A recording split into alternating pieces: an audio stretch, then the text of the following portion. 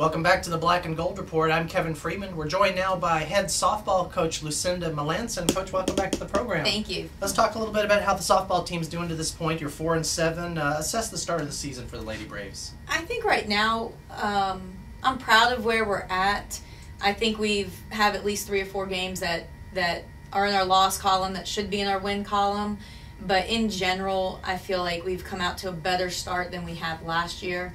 And we're very close. We've played some really strong teams right out of the gate, and we've had some really big wins, and we've had some really close games against some strong teams. So we're there. We're trying to keep them focused on the positives of what we've been achieving, and I think we're on the right course of action if we keep our heads right. All right. Well, speaking of positives, this weekend you hosted the UNCP Invitational. And you started off with a big bang. You got a nice 8-3 win over third-ranked Kutztown. What were the keys to that victory? I think it was one of our games where we really attacked the entire game.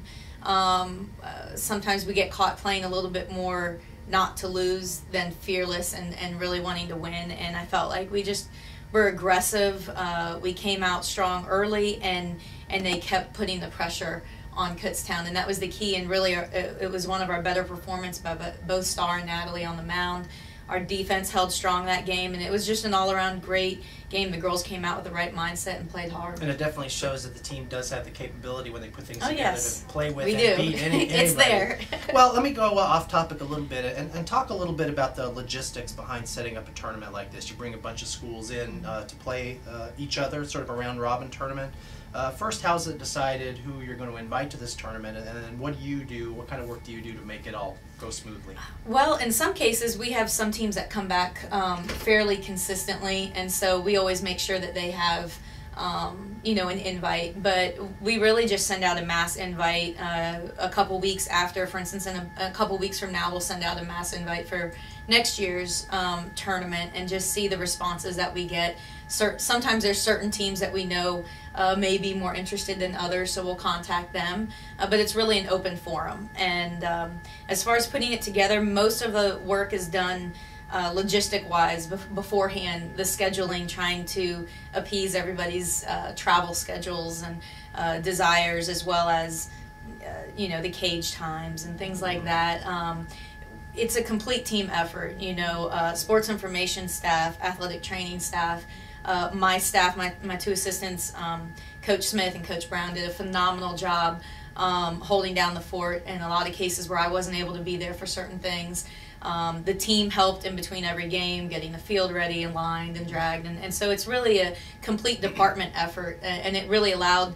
The only other monkey wrench is usually the weather, and it cooperated with us this weekend, so it was one of our smoother tournaments, actually. Right, and I'm going to ask you a lot of baseball comparative questions, but is softball a lot like baseball in that early in the season in February, a lot of teams from the north want to come down to the south? They do, and we actually had 3 of our teams were from up north more. They were very excited to. In one case, I know Cal PA, they had this was the first time on the softball field. And it might have been the same for Kutztown. I just know I talked to Cal PA's coach, but they were just excited to have the sun out and be playing ball. So.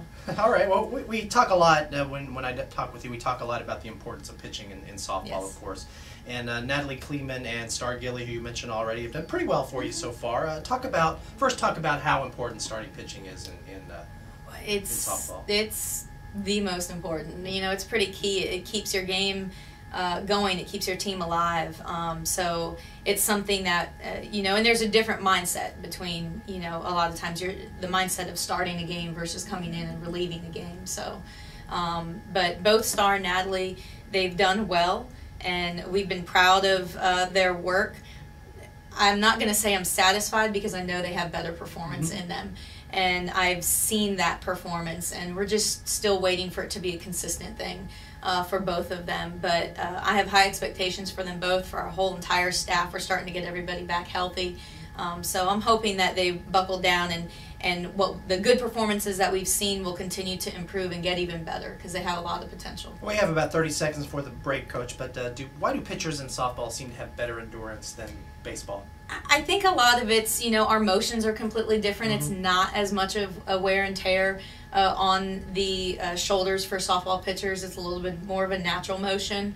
and they rely a lot, I believe, a lot more heavily on their legs for their endurance. So, you know, I think that helps them a little bit go a little bit longer and us not have to worry too much about the pitch count. So, all right, Coach, we're going to take our first break, and when we come back, we're going to talk a little more to Coach Melanson about upcoming games.